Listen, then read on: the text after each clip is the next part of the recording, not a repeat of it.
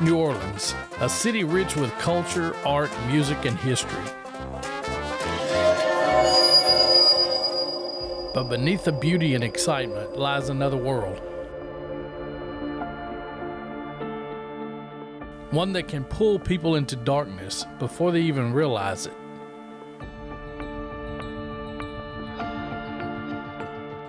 Maggie was just 18 when she stepped into a world that promised excitement and opportunity. Working as a dancer in a Bourbon Street club, she didn't realize how much it would actually cost her. The years that followed led her down a path of pain, regret, and brokenness. But no matter how far Maggie drifted, she was never out of God's reach. His grace was waiting, even in the darkest places.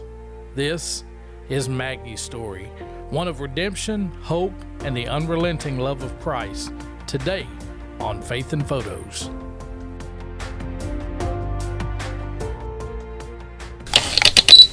Using the art of photography to make much of our Lord and to share His gospel, this is Faith in Photos. Hey, this is David. Lindsay's joining with me on this one. This is a difference. She's actually in the video on this one. So we are joined today by our new friend, Maggie. Maggie's story is incredible. Lindsay and I heard her tell her story back about a month ago, and it moved us so much that we were like, hey, can you come and tell your story on Faith in Photos? So thanks for joining us, Maggie. Yeah, no problem. We're glad you're here. Interesting thing about Maggie, for 14 years, Maggie was a dancer in a club on Bourbon Street, and a lot of things in her life really kind of spiraled out of control during that time. And so we just want to talk with you about that. How did you get into that? So as a teenager, I was living with my older sister. So my older sister turned 18 before I did.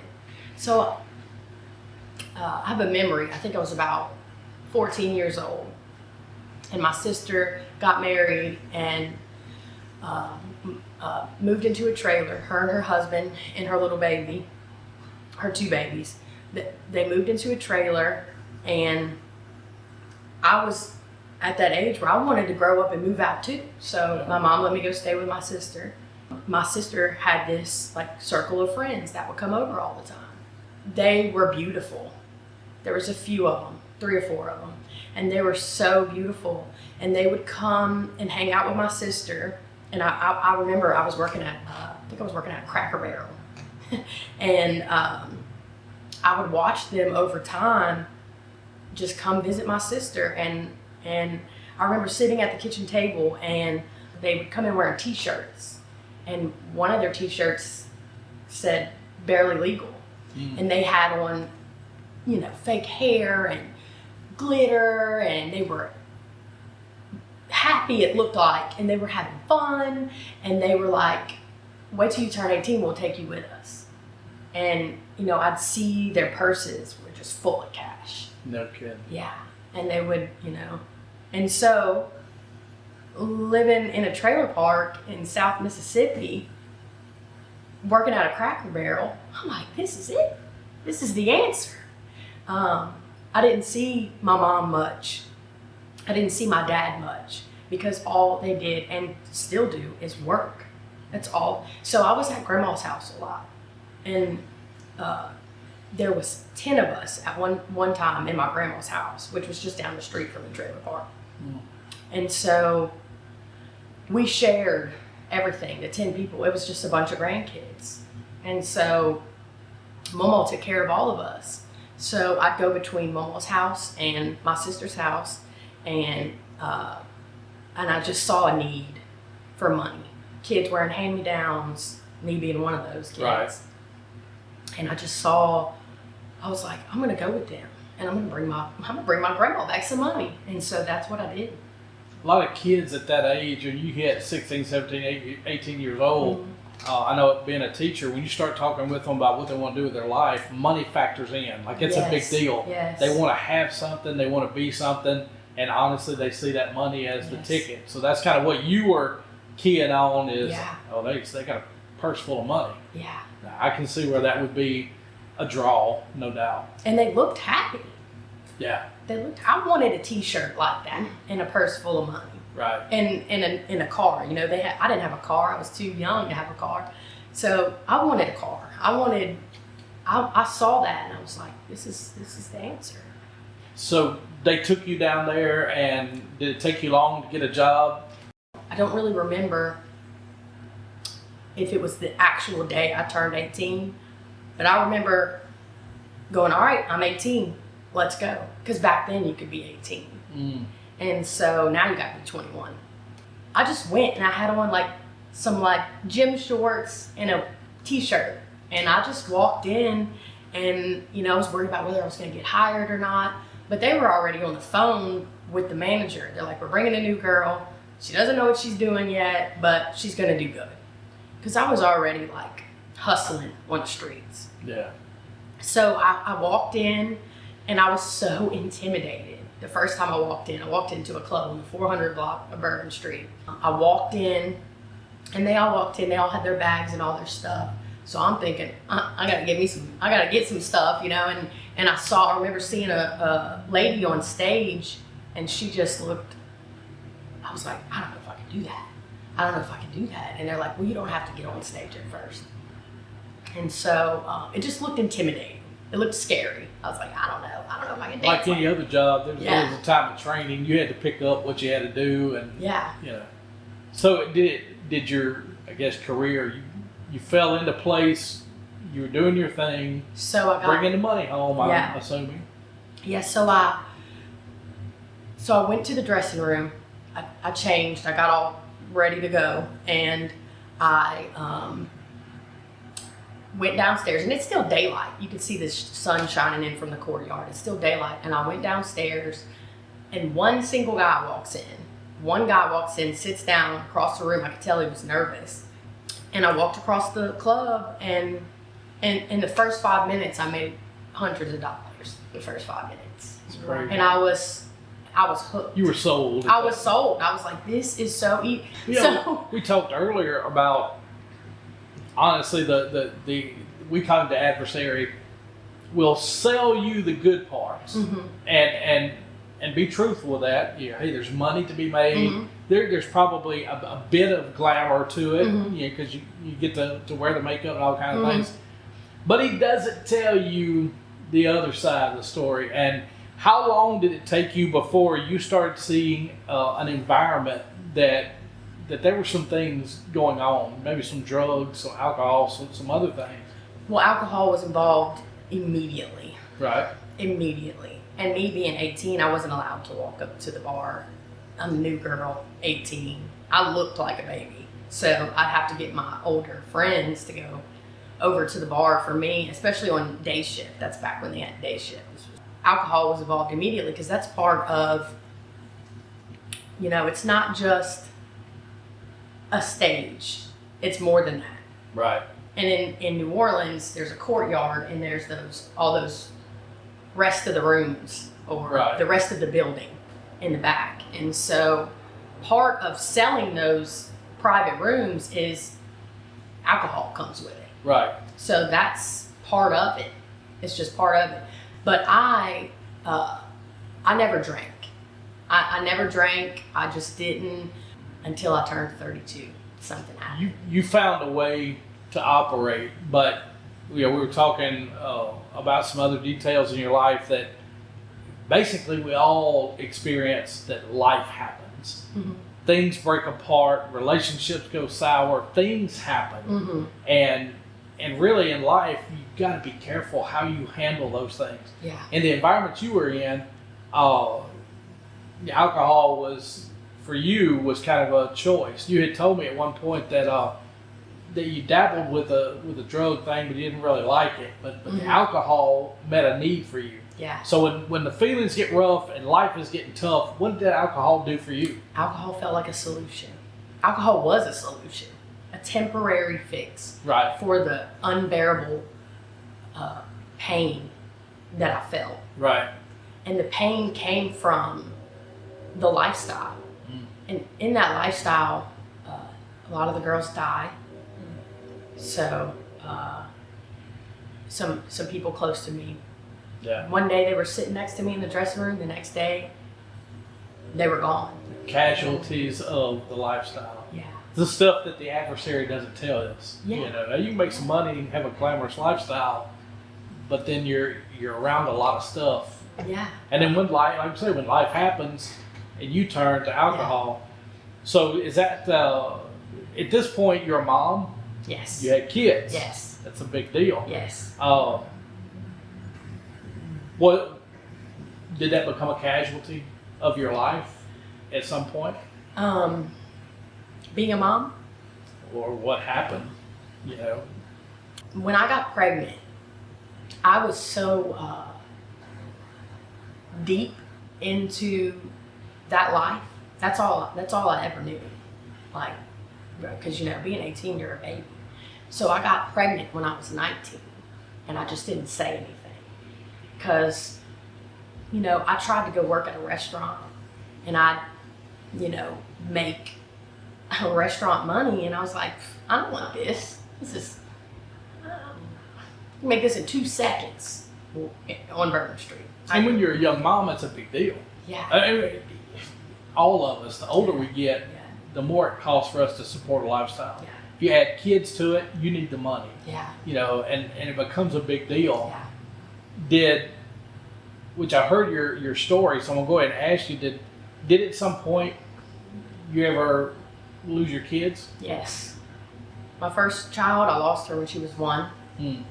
When you lose your kids to the system, and I'll speak for myself. When I lost my baby, my first baby, who's 13 now, to Child Protective Services, it doesn't ever feel like you're going to get them back. They don't come and take your baby out of your house and say, we'll figure out a way to get you your kid back. They just take them and leave.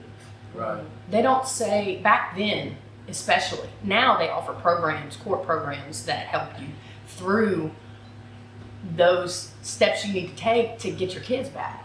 But then they just took her, and I was like, well, I'm going back to Bourbon Street. Well, I got pregnant again. And that baby, they took him before he was born. They were calling my phone, calling my mom, going to my mom's house in Biloxi, and they're like, doesn't matter what she does, we're taking him. And he's 12 now.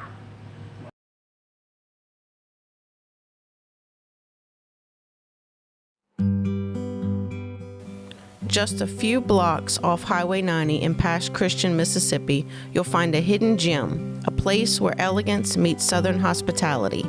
Welcome to the Crest Mansion Inn, a beautiful and quiet retreat perfect for your getaway to the Mississippi Gulf Coast.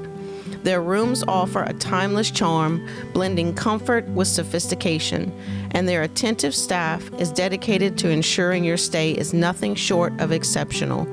Start your mornings with a delicious homemade breakfast, crafted to make every day of your stay special. We are especially grateful to the wonderful staff at the Crest Mansion Inn for allowing us to video at their stunning chapel, a place of beauty and serenity. For your next trip to the Mississippi Gulf Coast, experience relaxation in class. Book your stay at the Crest Mansion Inn, where timeless elegance and true hospitality await you. So, as a mom, the thought of losing my children is heart-wrenching. And so I know how deep the love you have for your children, I know the love for my children. So how did that motivate you into getting clean, getting sober? So the third time I got pregnant, something just shifted, and I was like, I can't lose this baby too. I gotta do something. I gotta change something. So I went to the Child Protective Services office, pregnant, and I looked at this young social worker. She was probably my age, and I was like, you can't take this baby from me too, because I don't think that I'll survive if I lose another kid. I don't think that, I just feel like I'm gonna die if you take this kid too. I just feel like I'm gonna die. And she was shuffling around for a piece of paper, and she said, she wrote with a pencil, I remember. She got it back of an envelope, and she wrote down something called Fairland Treatment Center, and that's up in North Mississippi. And she said, if you can go here, they'll take you can get Medicaid, and you can go here. They'll take pregnant people, pregnant women. So a lot of rehabs won't take pregnant women because I imagine the risk, and there's just a lot, there's a lot to it. So there's only a handful of places back then anyway. There's only a couple of places, and they're all far away, where you can go and stay there and have your baby there. Well, I thought I was going for 30 days. So I get there, all the way up in a cornfield. My little bitty grandma and my mama and my mom got me to get in the car. I waited for a bed. I got the bed. The sweet lady who answered the phone talked me through the whole car ride, because it was a misery. I was scared. I kept changing my mind. It was the disease of addiction overpowers your maternal instinct. It overpowers it. It takes over, and your maternal instinct is like no more. That's why we see so many ladies, like in my job, we come across women that they're so bad as parents. They probably don't want to be, but it's that addiction. It's the darkness takes over, and you can't even, like, you want to be a good mom and help your kids, but I believe it's a disease. It's a brain disease, and it takes over. And so I got to the rehab, and I remember being in the lunchroom, and the other girls around me that were pregnant were like, "You're not getting out." I'm like, "I can't wait to get out of here in 30 days." They're like, "You're not getting out of here in 30 days. You're pregnant. You got to stay here." And I was barely showing. They're like, "You got to stay here till 6 weeks after your baby's born." And I was so mad. I threw my plate, and I was like, "Give me the phone. Y'all gotta come get me. I ain't staying here for a year." It was like, would be like close to a year, like months. It was so I ended up staying there. My baby was born New Year's Day.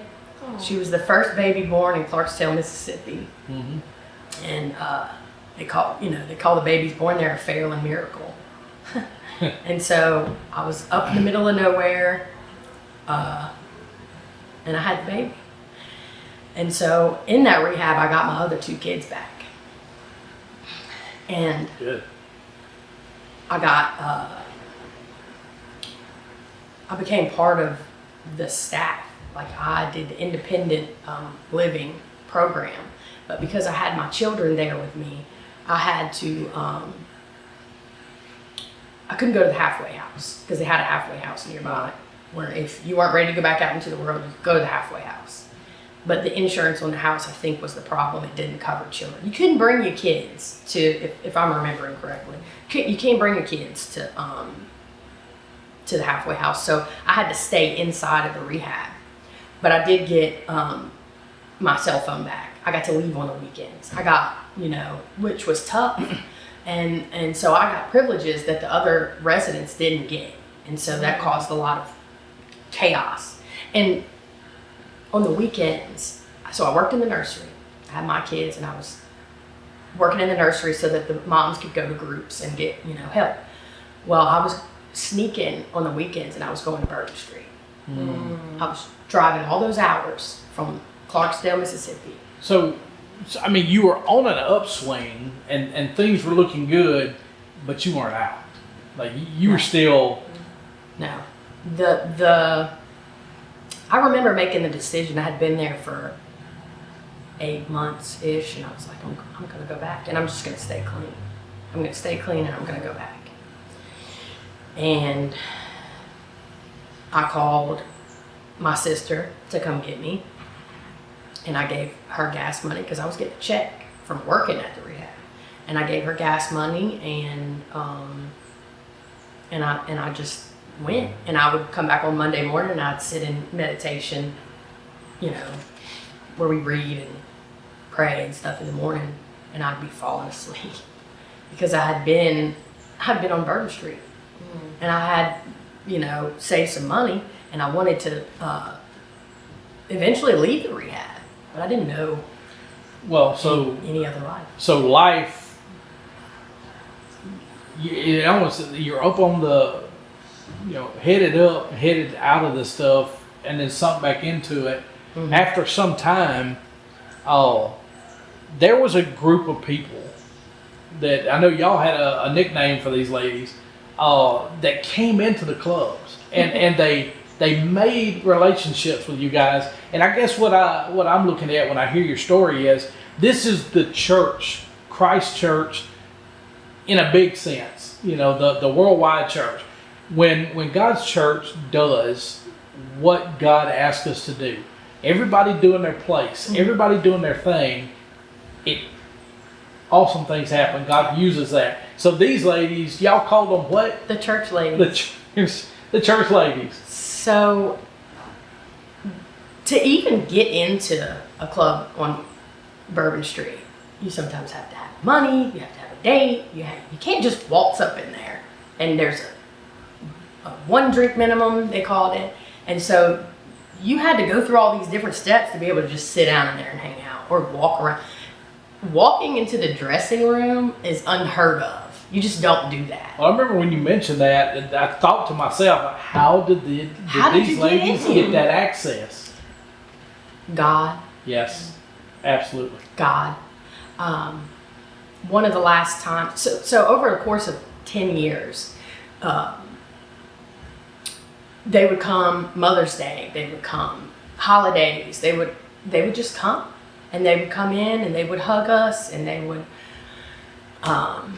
give us roses and goodies. I remember Mother's Day cards, and they were like handmade by someone, I remember that's one of my favorite memories of the church ladies who are called the Midnight Angels. Right.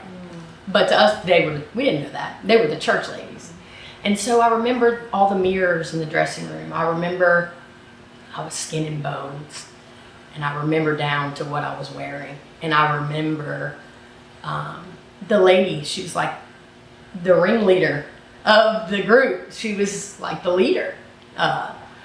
She walked up behind me, and I could see her in the mirrors, and I immediately close off, hang my head. Yeah. Guilt, shame, yeah, all make that. yourself small. Yeah. Yeah. Because there's so many, and this is a place of dark activity. Right. There's giant rats running around. There's drugs on the counter. There's darkness in that room. Well, those ladies were a bright light. They walked in, and so back to the mirrors, I remember seeing Miss Diane walk in, her sweet face, and she's just the kindest, sweetest soul. No judgment. And I said, turned around and I looked at her and I said, how did you get in here? And she just shrugged and said, here, I have something for you. And she gave me this beautiful rose. And again, because it's not the first time she gave me a beautiful rose. And a little bitty Bible. And I still have that Bible somewhere. And I said, and she just shrugged. And so then I said, aren't you afraid of this place? I kind of mumbled it, uttered it. And she just shook her head no. It's like she had no explanation for me right then. And those seeds of them in that ministry going down there time and time and time again, with your story, you said that there came a time when life was happening to you, things were going downhill, you were drinking, you were wanting to get out of this. It was right about the time you were trying to get out. That you reached out and asked, who were these women? Like, I think you said you made a Facebook post, like, who were these women? Yeah. I sobered up. I went to detox. I had 5 kids, so I lost 2 more children. I lost the 2 small children. So now all the kids were gone. And alcohol withdrawals were my defeat. I tried to quit drinking by myself, and that was scary. Like, alcohol withdrawals, you can die It can kill you. And I felt like I was going to die. So a police officer actually, when they picked up my two youngest children, one being a newborn baby, I turned to her, and she's a police officer, so I was like, if I go back, the kids got loaded up in the car, yet again, two more kids to get taken away. I looked at the police officer, I said, can you help me? Can you bring me to the hospital? She said, if you get in the back of my car right now, don't go back in the house, don't do nothing, get in the back of my car right now, and I'll take you where you need to go. And I was like, just don't take me to jail, please. So she took me to a detox. I detoxed. I stayed there for 8 days. And when I got out, I spent months, about 4 months of boredom before I made that Facebook post.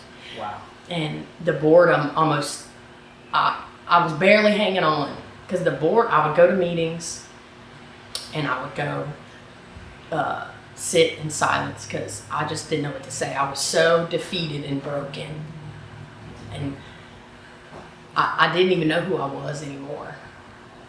And I had my phone, and I just heard a voice, and I know it was God's voice. Find the church ladies. There was really no thought process that led up to wanting to find them. It just came to me, and I was like, I'm gonna try to figure out who they are. Maybe I can do some volunteer work with them. Maybe I can tell them I got sober. Maybe that I just did it.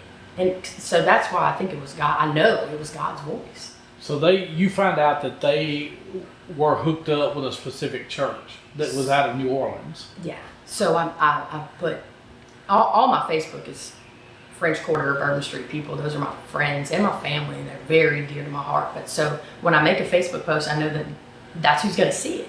So I said to my Bourbon Street friends, our people, family, who were those ladies that used to come bring us gifts? And they got a bunch of comments. And the first comment, I don't really remember what all the comments said, but the first comment was the house mom, what used to be the house mom from Bourbon Street, the Bourbon Street Club. She said, I think those ladies are from Church of the King. So I jumped right off Facebook and onto Google, and I put in Church of the King. And I'm thinking I'm going to have to go to New Orleans to find them, but God said no. There's one 8 minutes. I clicked the map and it said 8 minutes away. Church of the King is 8 minutes away. Because they have a campus in Biloxi. Yeah. Wow. So my truck was messed up. So I called my little sister, and I said, can you bring me to church? There's church tonight. They have a Saturday night service. There's church tonight. Can you bring me? And she got her husband. She couldn't make it, so she got her husband. My brother-in-law. He's my brother. He came and got me, and took me to church and sat with me through service. And that's the beginning. That Facebook post opened up so many doors for me. So many doors. And it's so wild that it goes all the way back to them coming in to the club. Yeah. And all those seeds that were planted and all the things that happened.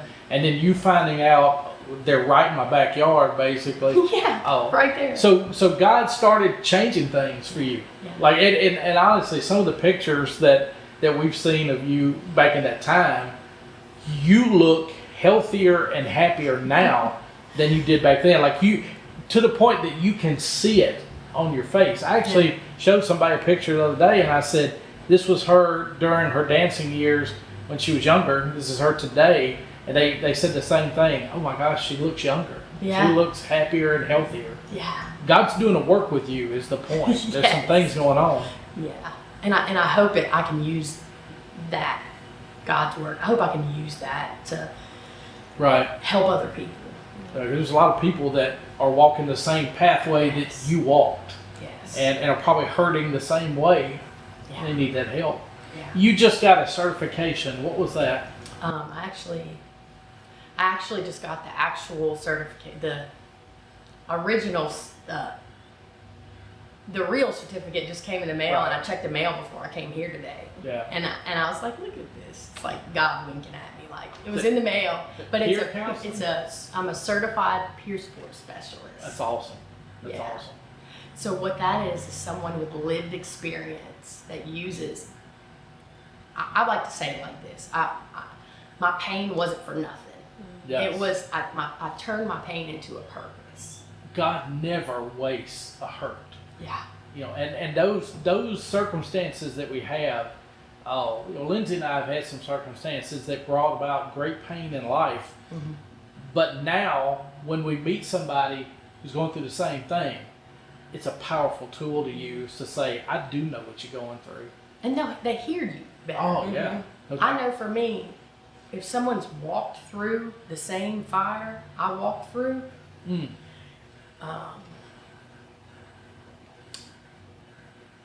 I'll hear them better. Especially still being my mind foggy. Like when I first sobered up, my mind was foggy. I didn't think anybody understood. I didn't think anybody knew or could help me. I'm like, you don't understand.